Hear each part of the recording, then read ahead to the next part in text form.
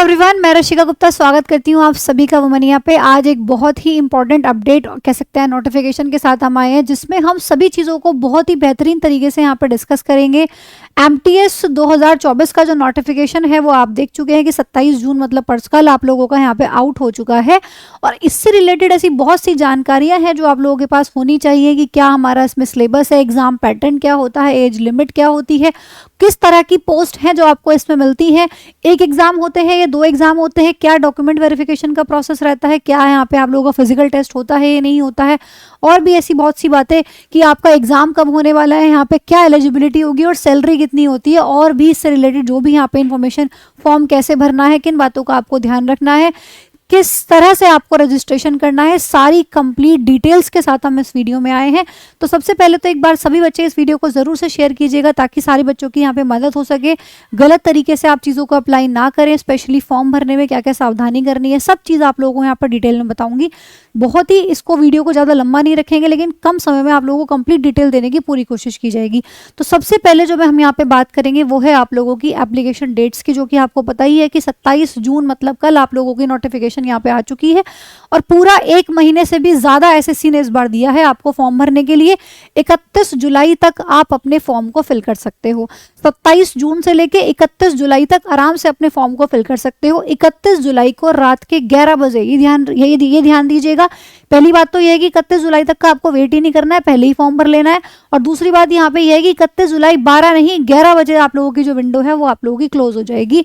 Last date जो आपकी online payment की रहेगी वो आपकी 1 अगस्त रहने वाली है। और कुछ अगर आप लोगों के फॉर्म में छोटी मोटी गलती हो जाती है तो उसके लिए करेक्शन विंडो भी आप लोगों के लिए खोली जाएगी, जो कि 16 अगस्त से 17 अगस्त तक रात के 11 बजे तक खुली रहेगी। तो ये तो आप हो गई आप लोगों की डेट्स को लेकर डिटेल्स। तो भरना स्टार्ट कर सकते हैं आप अपना फॉर्म, आज से कल से ही शुरू कर सकते थे, और 1-2 दिन का आराम से तसल्ली से गैप लीजिए, पहले देख लीजिए कि क्या क्या चीज़ें यहाँ पे इंपॉर्टेंट है, कौन सी बातों का ध्यान रखना है। आराम से फॉर्म भरना, लेकिन जल्दबाजी के चक्कर में गड़बड़ नहीं कर देनी है, ठीक है। और जो एग्जाम यहाँ पे हमें देखने के लिए मिलेगा वो अक्टूबर-नवंबर में आप लोगों का एमटीएस का एग्जाम होगा। तो बेटा ये देख लीजिए कि अभी सीजल का नोटिफिकेशन आउट हुआ है 3-4 दिन पहले, उसका जो एग्जाम है बताया जा रहा है सितंबर-अक्टूबर में, और फिर अक्टूबर-नवंबर में ये मतलब 2 एग्जाम्स लगातार आप लोगों के हैं, मतलब जम के तैयारी करनी है। और इस बार तो कोई ना कोई एक सिलेक्शन यहाँ पे ले ही लेना है। और साथ ही साथ इस बार देखो एसएससी ने टोल फ्री नंबर भी दिया है, लगेगा या नहीं लगेगा वो पता नहीं, एसएससी बताएगी, वो बाद में कॉल करके ही पता चलेगा। लेकिन यहाँ पे दिया गया है कि अगर कोई भी समस्या आती है तो आप इस नंबर पे कॉल करके भी बात कर सकते हैं, ठीक है। अब यहाँ पे इंपॉर्टेंट जो बात आती है हमारी वो आती है कि मैम ये तो हो गई हमारी इंपॉर्टेंट डेट्स। अब यहाँ पर है कि मैम एग्जाम पैटर्न क्या है। बेटा आपका इसमें ध्यान दीजिएगा, स्पेशली अगर मैं एमटीएस वाले स्टूडेंट्स की बात करूं तो यहाँ पे सिर्फ और सिर्फ आपका एक ही पेपर होता है, पेपर 1। इसमें कोई टियर 2 करके नहीं होता, जैसे कि सीजल में आप देखते हो टियर 1, फिर उसके बाद कुछ टाइम बाद 2 महीने 3 महीने बाद टियर 2, लेकिन इसमें ऐसा कुछ नहीं है बेटा, एक पेपर देना है, टेंशन खत्म, ठीक है। ऑब्जेक्टिव टाइप का पेपर होगा, जो एक ही पेपर होगा। कैसे होगा आपका? ऑनलाइन मोड में आपका एग्जाम होगा, जिसमें ऑब्जेक्टिव टाइप क्वेश्चन आप लोगों से पूछे जाएंगे, किस सब्जेक्ट से कितने कितने क्वेश्चंस आते हैं उस पर भी अभी आगे हम चर्चा करेंगे। लेकिन ये बात ध्यान रखनी है कि ऑनलाइन डॉक्यूमेंट ऑनलाइन मोड में आपका पेपर होगा, और उसके बाद सीधा भाई यहाँ पे डॉक्यूमेंट वेरिफिकेशन। तो अपना एक पेपर क्लियर किया जी जान लगा के मेहनत करके, और उसके बाद पाली अपनी सरकारी नौकरी, ठीक है। फिर यहाँ पे बात आती है, अभी हम पूरा इस पर डिस्कशन करेंगे कि इस पेपर 1 में क्या क्या आता है, क्या क्या चीज़ें आप लोगों से पूछी जाती हैं।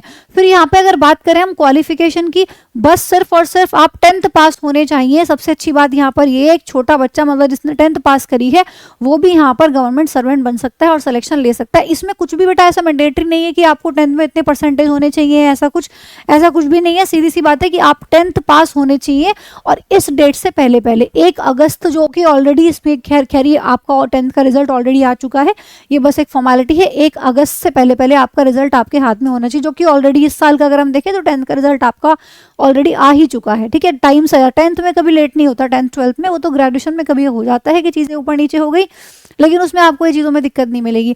फिर अगर हम यहाँ पे बात करते हैं एज लिमिट को लेके, तो स्पेशली ये चीज़ ध्यान रखिएगा कि 18 से 25 वर्ष की आपकी आयु के बीच अगर आप आ रहे हैं, एमटीएस के लिए जो आपकी एज लिमिट है वो 18 से 25 है।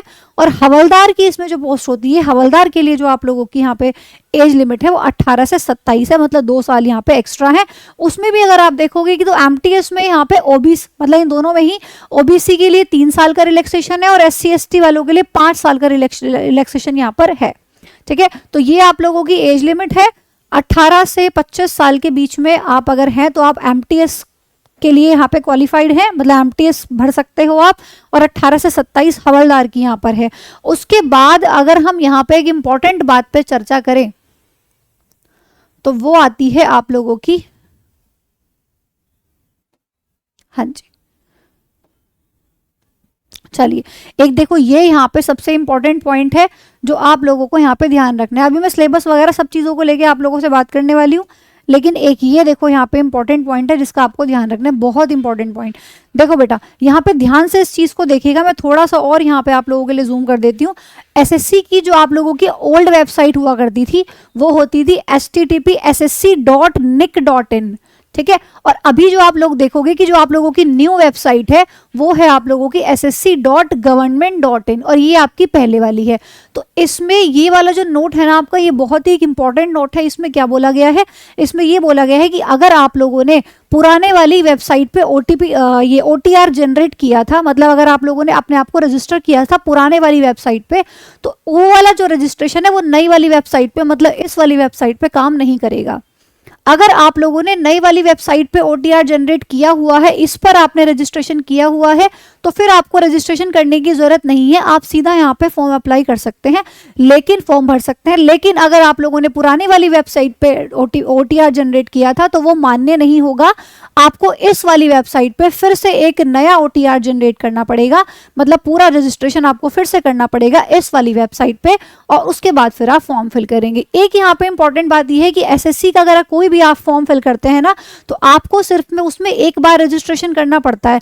जैसे अगर अभी तक आपने नई वेबसाइट पे रजिस्ट्रेशन नहीं किया तो इस वेबसाइट पे आप एक बार OTR जनरेट करेंगे, फिर वो हर एक एग्जाम के लिए आपका एसएससी का चलता है, फिर डायरेक्ट आप उसमें अपना जो भी आईडी पासवर्ड है वो डालते हैं, रजिस्ट्रेशन नंबर और पासवर्ड, और उसके बाद फिर अपना फॉर्म फिल आप कर सकते हो। तो इस वाली वेबसाइट पे जिन्होंने नहीं किया है वो अपना जनरेट कर लेंगे, ठीक है। क्या प्रोसेस होता है OTR जनरेट करने का, किस तरीके से यहाँ पे रजिस्ट्रेशन होता है, उस पर भी मैं आप लोगों के लिए एक वीडियो लेकर आऊंगी और बताऊंगी आप लोगों को सारी डिटेल्स की कैसे हम यहाँ पे नई वेबसाइट पे OTR जनरेट करेंगे, उस पर भी आप लोगों के लिए वीडियो आएगी, ठीक है, वो आप क्लियर बता देंगे आपको उसमें सब कुछ। तो ये आप लोगों को इंपॉर्टेंट नोटिस था जो आप लोगों को ध्यान रखना है, ये बहुत इंपॉर्टेंट है क्योंकि बहुत सारे बच्चे की क्या परेशानी क्या हो रही है, उनकी उन्होंने पहले OTR जनरेट किया था, अब वो बोल रहे हैं कि मैम हमारा तो यहाँ पे फॉर्म फिल कर रहे हैं तो ये काम नहीं कर रहा है। बेटा पुराने वाला नहीं पर नहीं चलेगा, ठीक है, ये यहाँ पे स्पेशली मेंशन किया गया है। उसके बाद अगर आप यहाँ पे देखेंगे तो अगर हम यहाँ पे उसके बाद अगर हम यहाँ पे बात करें तो ये आप लोगों का एक इंपॉर्टेंट पॉइंट यहाँ पर आता है जिसमें आप लोगों से बताया गया है, देखो स्पेशली यहाँ पर मेंशन किया गया है,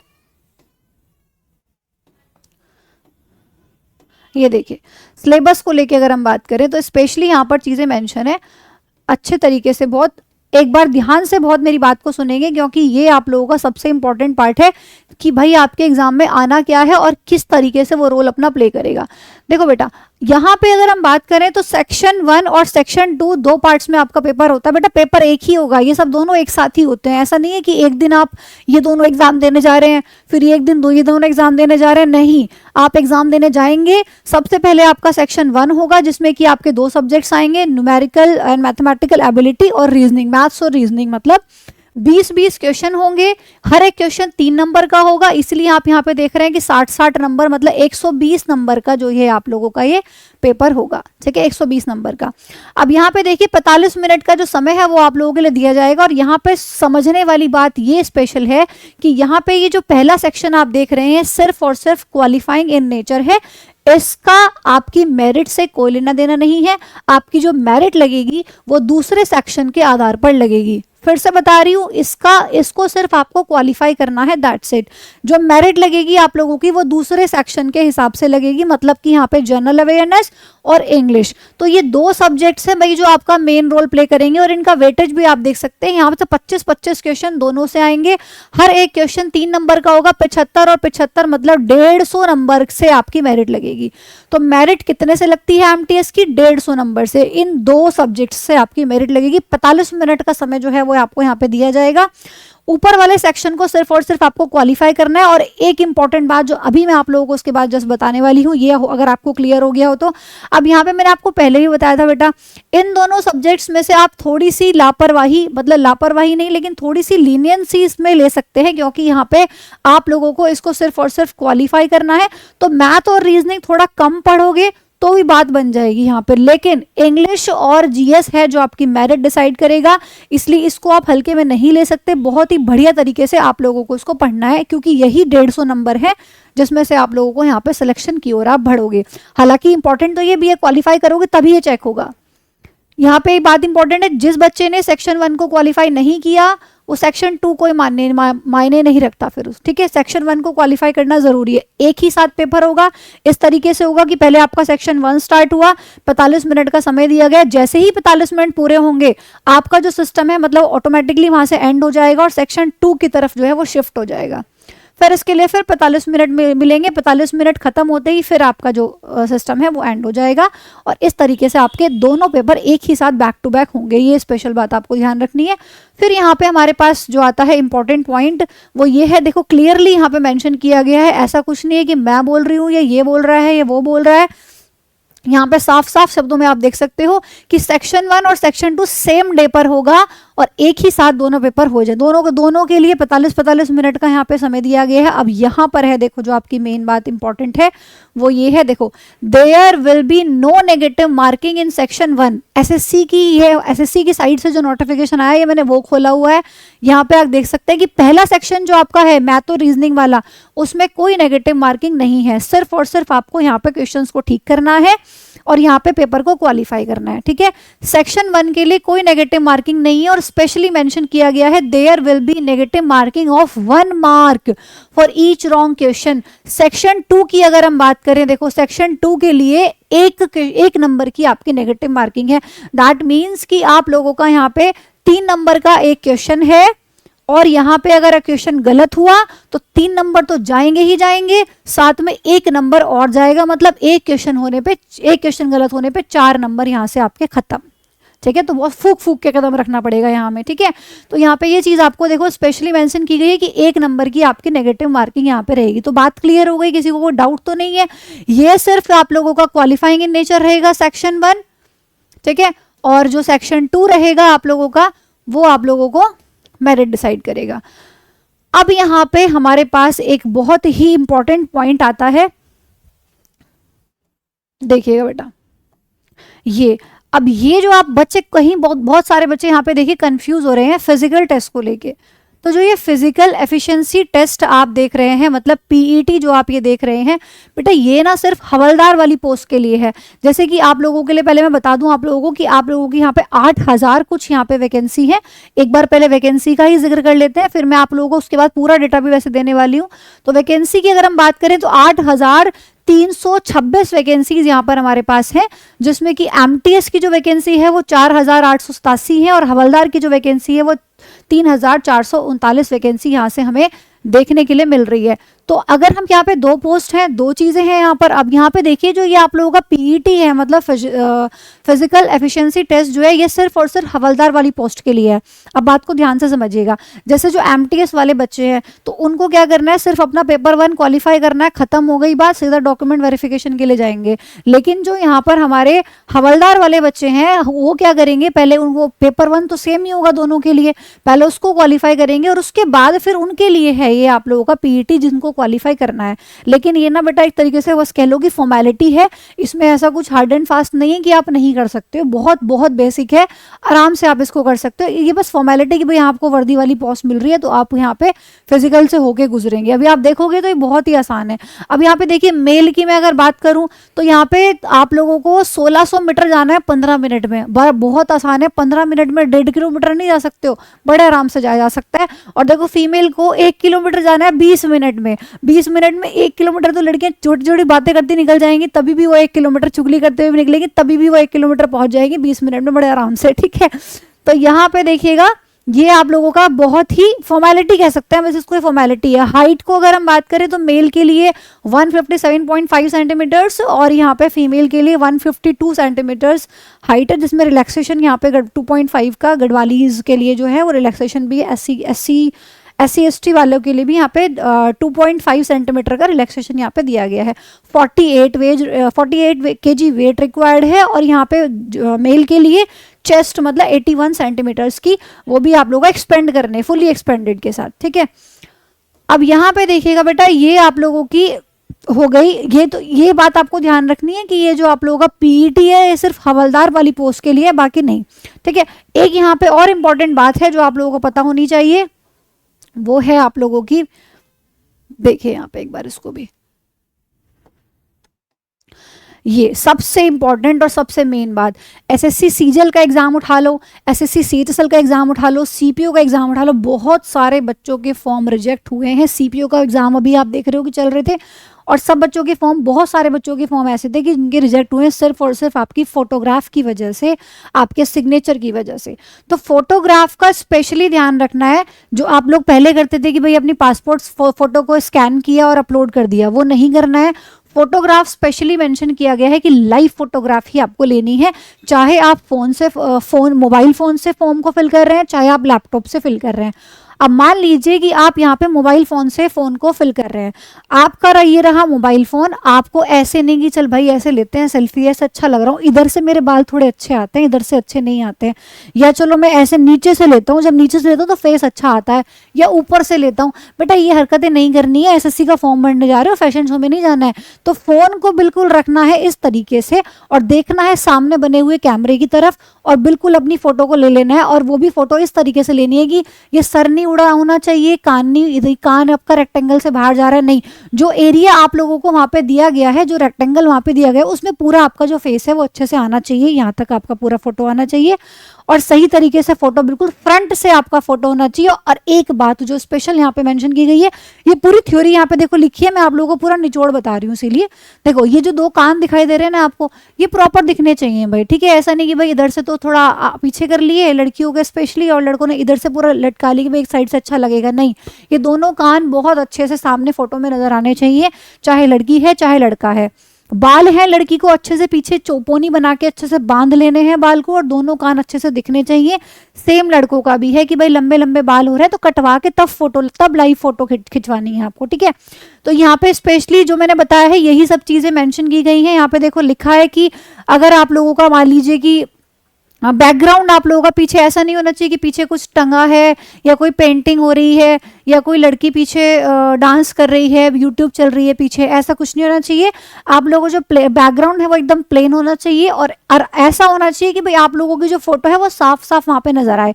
आपने लाइट कलर के कपड़े पहने हैं तो आप पीछे डार्क बैकग्राउंड ले लो, अगर आपने डार्क कलर के कपड़े पहने हैं तो पीछे लाइट बैकग्राउंड ले लो, ताकि फोटो साफ आए, ठीक है। और दूसरा यहाँ पे आई लेवल प्रॉपर होना चाहिए, मैंने आपको बता ही दिया है। कैमरे के बिल्कुल फ्रंट में खड़ा होना है, ये मैंने आपको बता ही दिया है, सब कुछ वही लिखा हुआ है। और जो रेक्टेंगुलर बॉक्स आपको वहां पे दिया जाता है, रेक्टेंगुलर एरिया जो आपको दिया जाता है, उसके अंदर ही आपको करके फोटो खींचना है, इधर उधर बाहर नहीं निकलना चाहिए फोटो।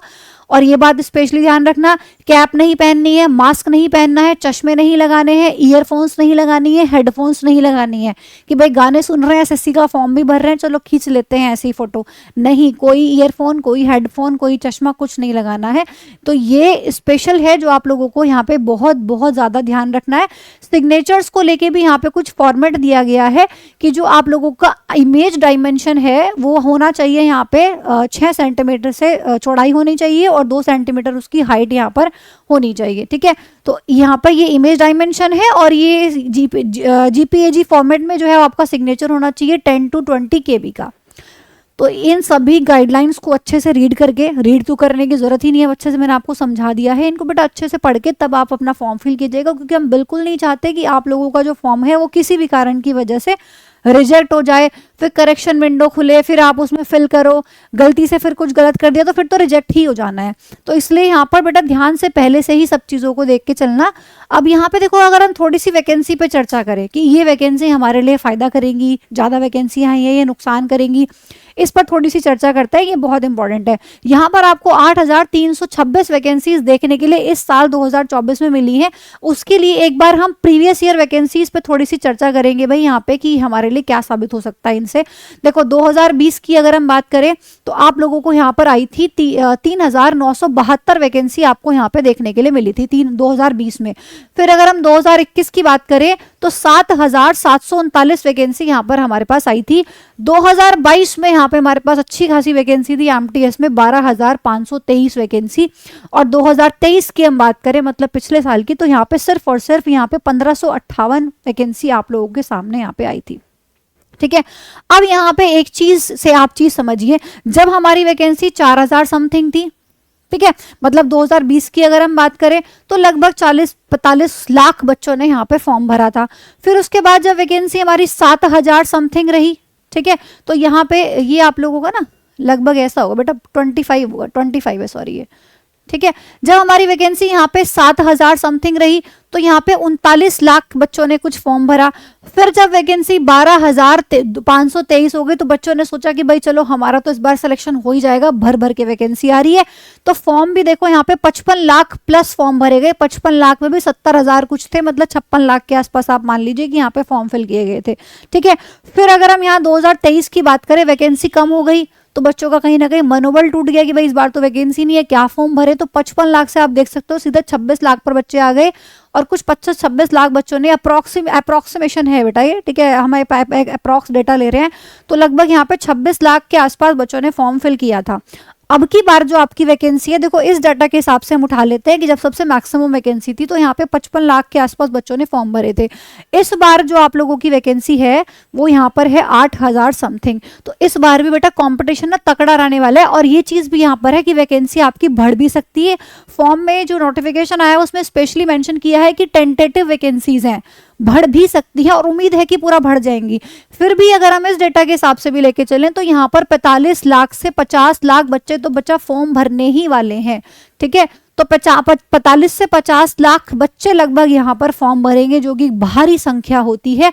और उसमें से 50 लाख बच्चों में से आपको नंबर लेके आना है 8,000 में से, तो इसको हल्के में मत लीजिएगा, बढ़िया से पढ़ाई करनी पड़ेगी। और ये मैंने आप लोगों को ऑलरेडी बता दिया है कि किस पार्ट पे आपको ज्यादा फोकस करना है। मैथ और रीजनिंग क्वालिफाइंग इन नेचर है, ज्यादा जो पढ़ना पड़ेगा जीएस और इंग्लिश। उसमें भी बेटा देखो मैंने आपको बताया 25-25 क्वेश्चन आएंगे 75-75 नंबर के। अब आप खुद ही इस चीज को सोचिएगा कि जीएस तो बेटा अनप्रिडिक्टेबल होती है, मतलब उसका पता नहीं चल सकता कभी कैसी आ जाती, कभी आप लाने को 75 में से यहाँ पे 65-70 नंबर भी ला सकते हो, और बिना पढ़ी आ गई तो बच्चा 15-20-25 पे भी अटक जाता है, ठीक है। लेकिन इंग्लिश है मतलब जो आपको सिलेक्शन की ओर लेके जा सकती है। 75 नंबर की इंग्लिश है जिसमें से आप चाहो तो अगर 75 में से 75 भी लाए जा सकते हैं और बहुत बढ़िया आप लोगों का मेरिट में यहाँ पे स्कोर हो सकता है इंग्लिश के बिहाफ पे। अगर आप देखोगे तो बढ़िया से सबसे ज्यादा अगर आप देख रहे हो तो एमटीएस में कौन रोल प्ले कर रहा है, इंग्लिश ही है जो सबसे ज्यादा रोल आप लोगों का प्ले करती हुई नजर आ रही है। तो बेटा दबा के पढ़ना है। आप लोगों की जो इस चैनल पर क्लासेस होती है इंग्लिश की वो 3 बजे होती है, टाइमिंग ध्यान रखिएगा। 3 बजे बहुत शानदार सीरीज आप लोगों की चलने वाली है, 1-2 दिन में अनाउंसमेंट है एमटीएस और सीजीएल को लेके, बहुत शानदार सीरीज जिसमें सिर्फ आपको अपना जो पेड बैच है आपका जहां से भी आप अपने नोट्स बना रहे हैं वो, और साथ में वो यूट्यूब वाली सीरीज, बस ये 2 चीजें आपको इंग्लिश के लिए करनी है। उसके अलावा और कुछ भी नहीं आप लोगों को यहाँ पर पढ़ने की जरूरत है। सिलेक्शन वहीं से पक्का है, इंग्लिश की तैयारी वहीं से पक्की है, ठीक है। तो ये चीजें हैं जो आप लोगों को स्पेशली ध्यान रखनी है। फिर हम कुछ चर्चा कर लेते हैं यहाँ पे पोस्ट को लेके कि मैम किस तरह की पोस्ट यहाँ पे हमें मिलती है। तो बेटा डीईओ मतलब डेटा एंट्री ऑपरेटर हो गया, ऑफिस असिस्टेंट हो गया, ऑफिस हेल्पर हो गया, केयर टेकर हो गया, क्लर्क कम कंप्यूटर ऑपरेटर हो गया, लाइब्रेरी चेक हो गया, पियोन हो गया, डिलीवरी बॉय हो गया, store keeper, house keeping staff. तो बेसिकली बेटा सिंपल शब्दों में अगर कहा जाए तो डी ग्रेड की आप लोगों की ये जॉब होती है, लेकिन ऐसा नहीं है कि सम्मान्य जॉब होती है, क्योंकि आप लोग यहाँ पे एक एग्जाम को क्वालिफाई करके जा रहे हो। एक तो एक नॉर्मल पियोन होता है, नॉर्मल चपरासी होता है, जैसे स्कूल में जो घंटी बजाने वाले, तो ऐसा नहीं है कि बहुत आप देखोगे कि हम उनको कुछ लाइक इंपॉर्टेंस नहीं देते हैं, देनी चाहिए, बट बहुत लोग आप देखोगे नहीं देते। बट यहाँ पे आपको पूरा मान सम्मान मिलेगा क्योंकि आप यहाँ पे एक एग्जाम को क्वालिफाई करने के बाद यहाँ पहुंच रहे हो इस स्टेज पे, तो एक अच्छा ऑर्डर आपको यहाँ पे दिया जाएगा। भले ही आप लोगों की जो पोस्ट है वो बहुत हायर लेवल की नहीं है, लेकिन ये भी आप लोग यहाँ पे एग्जाम क्लियर करके जा रहे हो, इसलिए बहुत अच्छी पोस्ट के साथ आपको जा सकते हो, मतलब बढ़िया आप लोगों को यहाँ पे मान सम्मान मिलेगा। ठीक है, अब अगर हम यहाँ पे मैम सैलरी की बात करें, मैम हम यहाँ पे पोस्ट पता लग गई, हम जब यहाँ पे एग्जाम अपना क्लियर कर लेंगे, हमें पोस्ट जब मिल जाएगी तो हमारी यहाँ पे सैलरी क्या होगी बेटा, यहाँ पे ये जो ग्रेड पे की मैं अगर बात करूँ तो 1800 ग्रेड पे की आपकी नौकरी होती है, जिसका बेसिक पे होता है, मतलब ये आप लोगों की बेसिक सैलरी है 18,000। लेकिन ये 18,000 नहीं आपको मिलेगी, इसमें बहुत सारी चीज़ें ऐड होती है, जैसे कि HRA हो गया, DA हो गया, ट्रैवल अलाउंस हो गया। अब देखिए इस 18,000 में आप लोगों का 30% तो HRA ऐड हो जाता है। ठीक है, इसका 30% निकाल के इसी में ऐड कर लीजिएगा। फिर 50% आपका DA ऐड होता है, मतलब 18,000 का 50% हो गया 9,000, 9,000 इसमें और जोड़ देंगे, वो इसी सैलरी में ऐड हो जाएगा। फिर आपका ट्रैवल अलाउंस इसमें जुड़ता है, तो जोड़ जाड़ के मतलब ये तीनों चीज़ें जब आप जोड़ोगे तो ग्रॉस सैलरी जो आपकी पड़ती है वो 28,000 से 32,000 के बीच में आप लोगों की सैलरी रहती है। और जो उससे अलग मौज है, छुट्टियां हैं गवर्नमेंट जॉब्स में, और जो आराम है वो तो है ही। ठीक है, तो ग्रॉस सैलरी जो आप लोगों की है वो 28 से 32,000 के बीच में आप लोगों की सैलरी यहाँ पर बनती है। और ये वेरी भी करती है थोड़ा बहुत, मतलब एरिया के हिसाब से। जैसे अच्छा एरिया होगा कि अच्छे एरिया में अगर आप लोगों की ज्वाइनिंग होती है तो वहाँ पे ये ट्रैवल अलाउंस हो गया, ये चीज़ें इंक्रीज हो जाती है तो सैलरी थोड़ा सा बढ़ जाती है। तो ये आप लोगों का एरिया वाइज वेरी भी करती है। तो ये आप लोगों की कंप्लीट इन्फॉर्मेशन थी, जिसमें हमने बात कर ली एज लिमिट को लेके, क्वालिफिकेशन को लेके, वैकेंसीज को लेकर, ठीक है, पेपर का मोड क्या होगा उसको लेकर, और साथ ही साथ आपकी पोस्ट और साथ ही साथ आपकी सैलरी, इन सभी चीज़ों पे हमने बात की है। और स्पेशली आपको ये बात ध्यान रखनी है कि जो OTR है वो नई वेबसाइट पे बनाइए। अगर आपका नई वेबसाइट पे नहीं बना हुआ है तो, जो कि government.in वाली है, ssc.nic.in वाली वेबसाइट पे आपका बना हुआ OTR जो है वो काम नहीं करेगा। तो बेटा अच्छा मौका है कि इस MTS की लाइक एग्ज़ाम के साथ अगर आप सिर्फ और सिर्फ 10th क्वालिफाइड बच्चे यहाँ पे सिलेक्शन पा सकते हैं, सिर्फ 10th क्वालिफाई की, और सरकारी सर्वेंट अगर आप बन जाते हैं तो ये आपके लिए तो गर्व की बात है ही, साथ ही साथ आपके पेरेंट्स के लिए भी बहुत गर्व की बात है कि मेरा बेटा या मेरी बेटी जो है वो अभी से इतनी कम उम्र में यहाँ पे एक सरकारी नौकरी पा चुका है। तो इस अवसर को गंवाने मत दीजिएगा बिल्कुल भी। बहुत अच्छी वैकेंसीज आपके पास है, अगर देखा जाए तो पिछले साल के कंपैरिजन में अगर हम देखें तो 8 गुना मान लीजिए आप। पिछले साल तो कुछ वैकेंसी आई ही नहीं थी, 1500 कुछ मैंने बताया भी आपको। तो बेटा अभी और बढ़ने के चांसेस भी हैं, और तो इस उम्मीद के साथ कि वैकेंसी 8,000 तो आ ही चुकी है, प्लस और भी बढ़ेंगी। अपनी तैयारी में बहुत जोरों शोरों से लग जाइए, और इस साल अच्छा सा यहाँ पे एग्जाम क्रैक करके आप यहाँ पे नौकरी पा सकते हैं। बाकी पूरी वुमनिया की टीम है जो आप लोगों की मदद करेगी MTS के एग्जाम को क्लियर करने में। बैच भी आप यहाँ पे परचेज कर सकते हैं वुमनिया एप्लीकेशन पे, और साथ ही साथ जो इंग्लिश सबसे ज़्यादा वेटेज यहाँ पे रख रही है अगर आप देख रहे हो तो, क्योंकि मार्क्स भी आप वहीं से गेन कर सकते हो, मेरिट भी उसी के हिसाब से लगेगी। तो जो इंग्लिश की क्लासेस हैं वो 3 बजे यहाँ पर चैनल पर होती है, और बहुत शानदार सीरीज आप लोगों के लिए आ रही है, और भी बहुत सारे गिफ्ट्स सरप्राइजेज हैं आप लोगों के लिए जो बिल्कुल फ्री ऑफ कॉस्ट आपके लिए यूट्यूब पर आएंगे। तो जुड़ना मत भूलिएगा क्लासेस में। अगर आप लोगों को एक कंप्लीट डिटेल का जो वीडियो है अगर आपको सही लगा है, पसंद आया है कि हमने सब कुछ बता दिया है इस वीडियो में, तो एक बार ज़रूर से अपने दोस्तों को शेयर कीजिएगा और उन तक भी इन्फॉर्मेशन पहुंचाइएगा। Thank you so much for watching this video and share as well. Thank you.